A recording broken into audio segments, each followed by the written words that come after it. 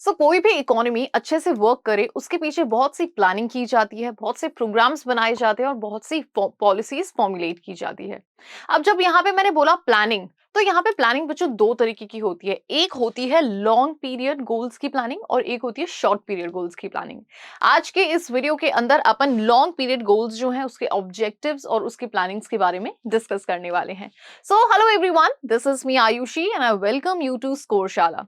Indian economy 1950 to 1990 की अपन यहाँ पे बात कर रहे हैं और अभी तक अपन ने इस चैप्टर के अंदर काफी सारी चीजों को डिस्कस कर लिया है। शुरुआत हमने करी थी ये समझने से कि भाई इकोनॉमिक प्लानिंग क्या होती है ना। तो प्लानिंग क्या होती है ये समवॉट हमको थोड़ा सा आइडिया है कि भाई कुछ सेट ऑफ टारगेट्स होते हैं जिनको एक स्पेसिफिक टाइम पीरियड के अंदर हमें क्या करना पड़ता है, कंप्लीट करना पड़ता है ना। कोई सेंट्रल अथॉरिटी यहाँ पे होती है जो कि कुछ ना कुछ प्रोग्राम्स बनाती है, कोई ना कोई पॉलिसीज फॉर्मुलेट करती है और उसकी मदद से हमें उन टारगेट्स को कंप्लीट करना पड़ता है। इसी को ही अपन प्लानिंग कहते हैं, है ना। अब जब अपन लॉन्ग पीरियड प्लानिंग की बात करते हैं तो मतलब लॉन्ग पीरियड के गोल्स की प्लानिंग की जब अपन बात करते हैं तो ये क्यों और किस तरीके से ये डिफरेंट है शॉर्ट पीरियड से, इसको अपन समझते हैं। देखो बच्चों, सबसे पहली चीज ये होती है कि जब भी अपन लॉन्ग पीरियड की बात कर रहे हैं तो ये अपने आप में हम किसको कंसिडर करें, लंबे समय को कंसिडर करें।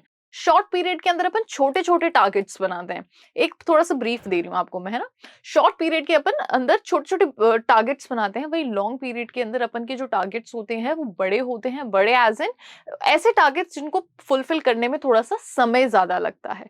ठीक है, तो ये सिर्फ टाइम डायमेंशंस की वजह से ही एक है लॉन्ग और एक है short. Okay, so long period goals are common to all the 5 year plans. अब देखो जितने भी तरीके के 5 ईयर प्लान्स बने हैं, है ना, उन सभी के अंदर बहुत से ऐसे कॉमन गोल्स हैं जो कि फर्स्ट 5 ईयर प्लान के अंदर भी होंगे। कुछ ऐसे टारगेट्स होंगे जो कि सेकंड में भी होंगे, फोर्थ में भी होंगे, फिफ्थ में भी होंगे। तो कुछ ऐसे कॉमन गोल्स होते हैं जो कि मोस्टली सभी 5 ईयर प्लान्स के अंदर होते हैं या फिर 2 या 3 5 ईयर प्लान्स के अंदर होते हैं।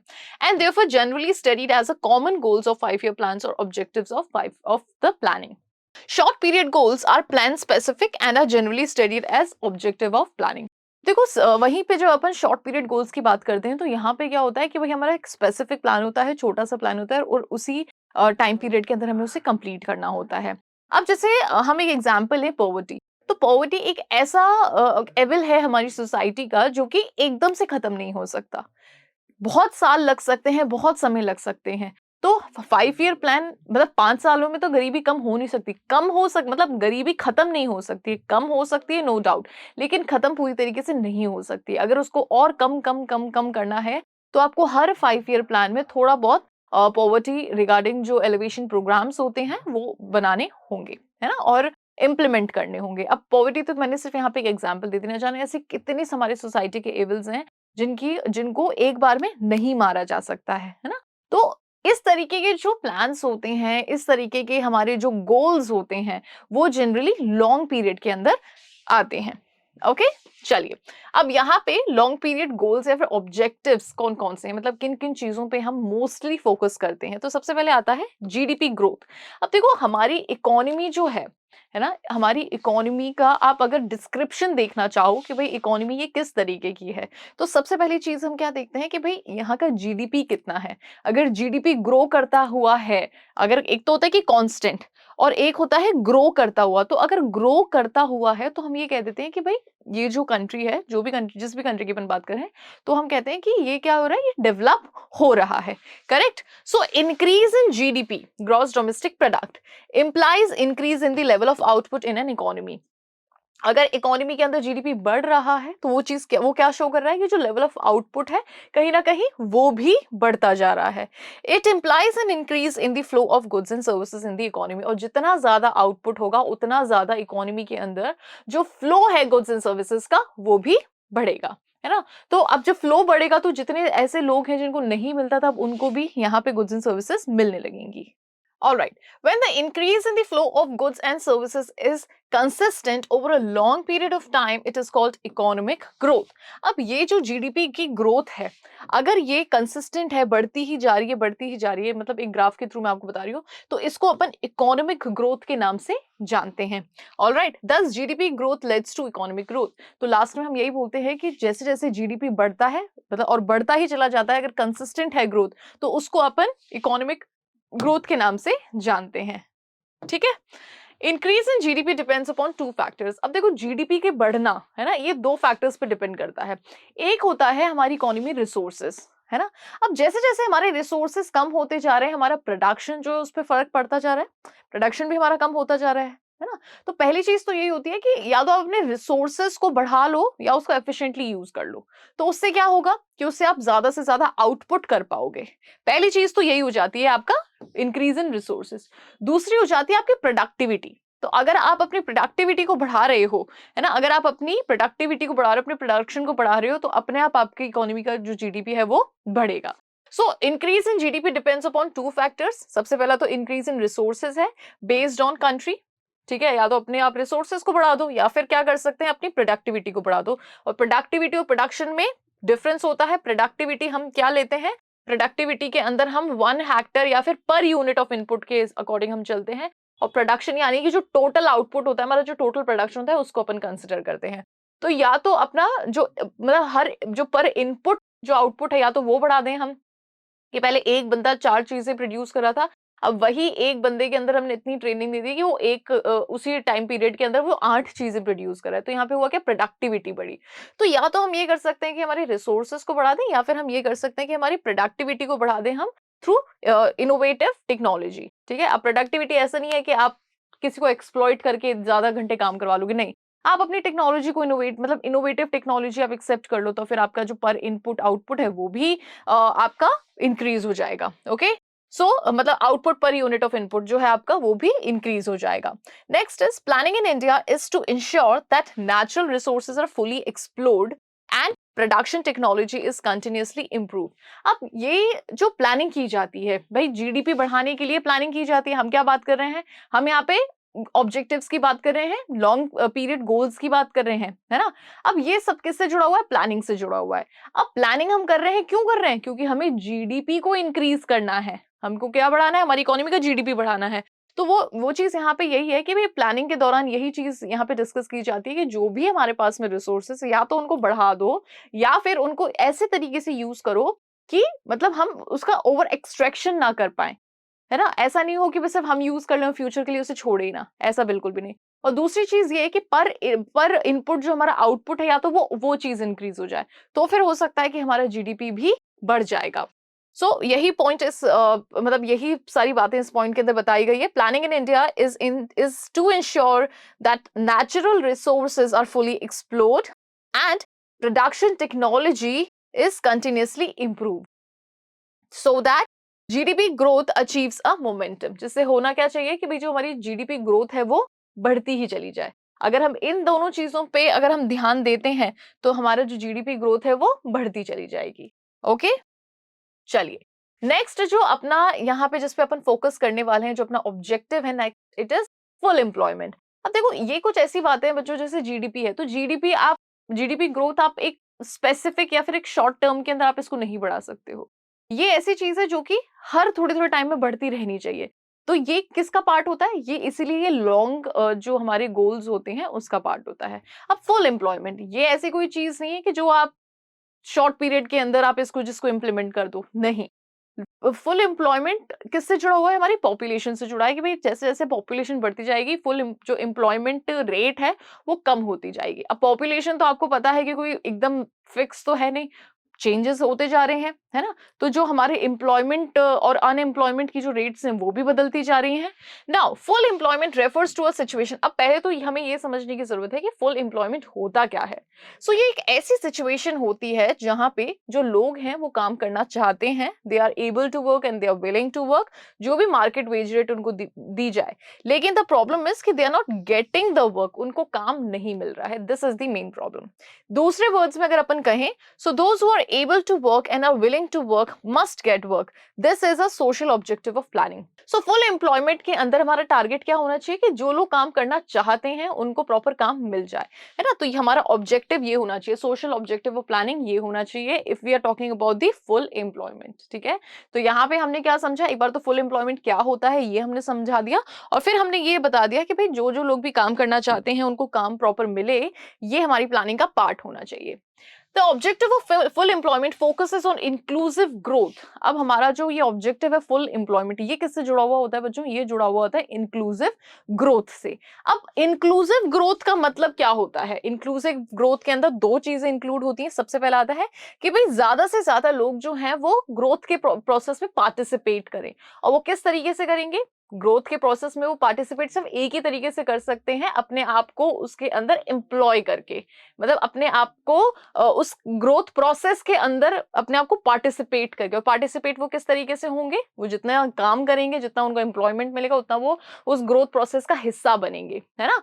तो यहाँ पे वही एम्प्लॉयमेंट की बात कर रहे हैं। So more and more people should participate in the process of growth. Benefit of growth must be shared across wider section of the society.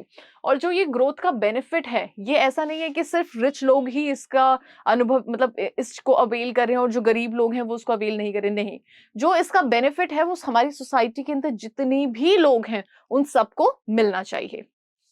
Clear? Now अब इसका जो थर्ड जिस बारे में अपन बात कर रहे हैं objective, that is equitable distribution और इक्विटी। देखो यहां से ये बात आ जाती है कि भाई जो भी प्रॉफिट्स होते हैं, जो भी अच्छी चीजें होती है हमारी सोसाइटी के अंदर, वो सभी में इक्वली डिस्ट्रीब्यूट होनी चाहिए। अब जिनके हाथ ऑलरेडी भरे हुए हैं, अगर उनके ही हाथों में अच्छी अच्छी चीजें हम पकड़ाएंगे तो उसका कोई सेंस नहीं है। वो अच्छी चीजें हमें उन लोगों को देनी चाहिए जिनके हाथ खाली हैं, है ना। तो तब होगा ना इक्वल डिस्ट्रीब्यूशन। जिनके पास में ऑलरेडी सब कुछ है, अगर उन्हीं को ही हम दिए जा रहे हैं तो क्या उस पर्टिकुलर चीज की कोई वैल्यू है? बिल्कुल नहीं। जो जो एक गरीब आदमी उस चीज की वैल्यू करेगा, क्या वो रिच जो पर्सन है क्या वो वैल्यू कर पाएगा? बिल्कुल भी नहीं। So economic growth would become a meaningless exercise if the benefits of growth occur only to the handful of people in the society. वही चीज होगी, जिनके हाथ ऑलरेडी भरे हुए हैं हमारी सोसाइटी के अंदर, अगर उनको ही ग्रोथ के बेनिफिट्स मिलते रहेंगे तो क्या ये कोई अच्छा मतलब रिजल्ट शो करेगी? No. Note the following observations carefully. Growth serves virtually no purpose in the society which rich tend to become richer and the poor continues to struggle even for the essential of life.